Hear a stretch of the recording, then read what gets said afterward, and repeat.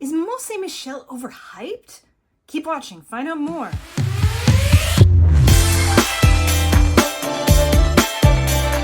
In the morning after our cruise ended, we had breakfast, checked out of our cabin, said goodbye, and then boarded a bus to continue on our way for the post-cruise extension. Now, there was a bit of a bus ride to get to Mont Saint-Michel, which was fine. We arrived there just shortly before lunchtime. They dropped us off at the hotel, took out our luggage, but it wasn't check-in time yet. So we then went and took a shuttle bus from the location just outside of our hotel, which took us straight to the Mont Saint-Michel island, right in front of the entrance to the walled city. Now, the town itself of Mont Saint-Michel is divided into two parts. Part of it is on the island, and then part of it is on the mainland, because on the island, it's not just an abbey. The abbey itself is right at the very top of the island. The rest of it is a town. So there's different shops, restaurants. There are some very small hotels. A lot of them are primarily now home sharing, so like Airbnbs, that type of thing, or very, very boutique hotels. So there's not a lot of hotels on the island. We couldn't stay there. We were on the mainland, but our hotel was the closest hotel that you could get to the island of Mont Saint-Michel. And from parts of the hotel, you could get a view of Mont Saint-Michel. Now, for the first part, after we were dropped off, we went into the city and we had a little bit of free time. We had free time to go and grab a bite to eat for lunch. Now, I will admit, this part of our organized tour was a little disorganized. It was very busy in Mont Saint-Michel, very busy. A little surprising actually for May, which is traditionally, more of a shoulder season, not really an off season, but a bit of a shoulder season. It was very busy. And it was right at lunchtime, so it was difficult getting into restaurants. Didn't quite feel so organized for the organized tour. But anyways, we went and we had our lunch, and then we met back with the tour director, who guided us up many, many stairs, tiny narrow streets, little shortcuts to reach the abbey at the top. Once we were there, we did have an official guide in Mont Saint-Michel to take us through the abbey and explain a little bit more about its history, its purpose, what goes on there still, because there are still people in the abbey. There's still monks living there, as well as nuns, I believe. I think there's still nuns now, and they're still going about. So there's only certain areas that you can visit.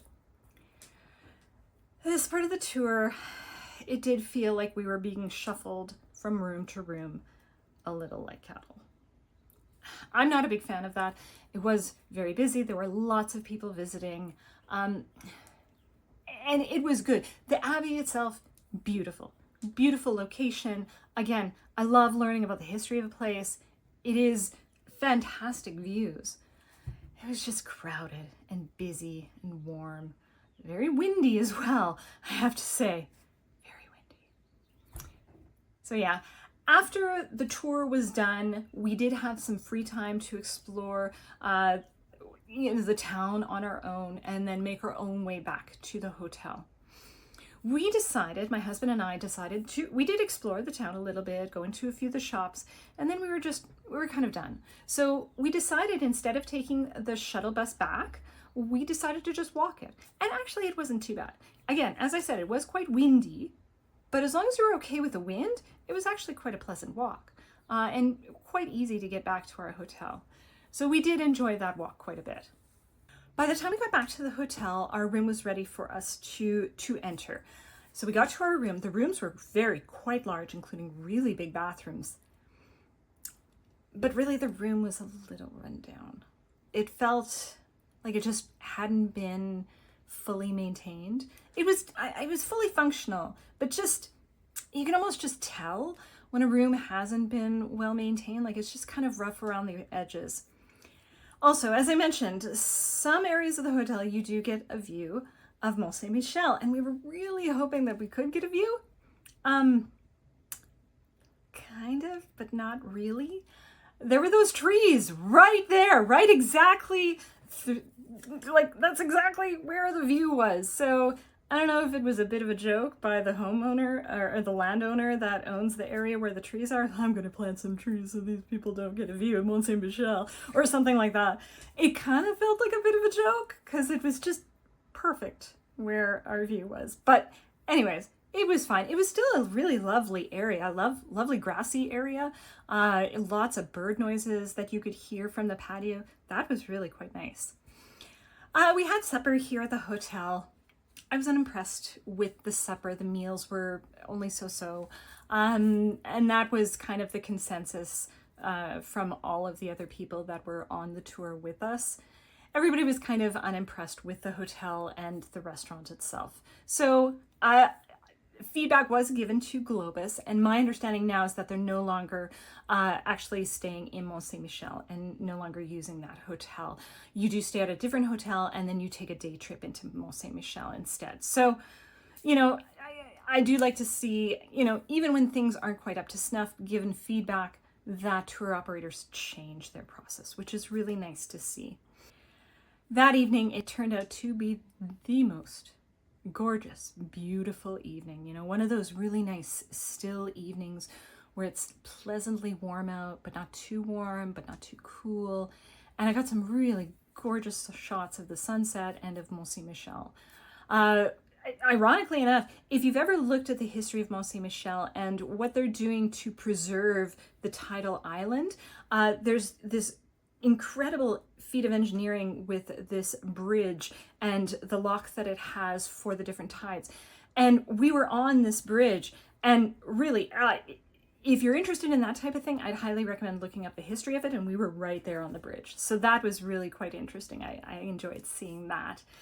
I will admit, both of us, my husband and I, were probably not in the right mood to be able to visit such an iconic location, or this iconic location.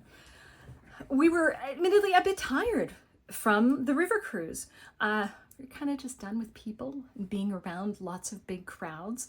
So the fact that it was such a crowded area and, you know, being shuffled from room to room to room in the Abbey itself, there was no real way to make, you know, to go back. It felt really uncomfortable to do that. It really was a room to room to room, and then you were done. It just wasn't for us. And added on to the fact that the hotel wasn't quite up to snuff of what we were hoping for. It just wasn't for us. So both of us, this wasn't our favorite thing. Was it overhyped? It's a beautiful location.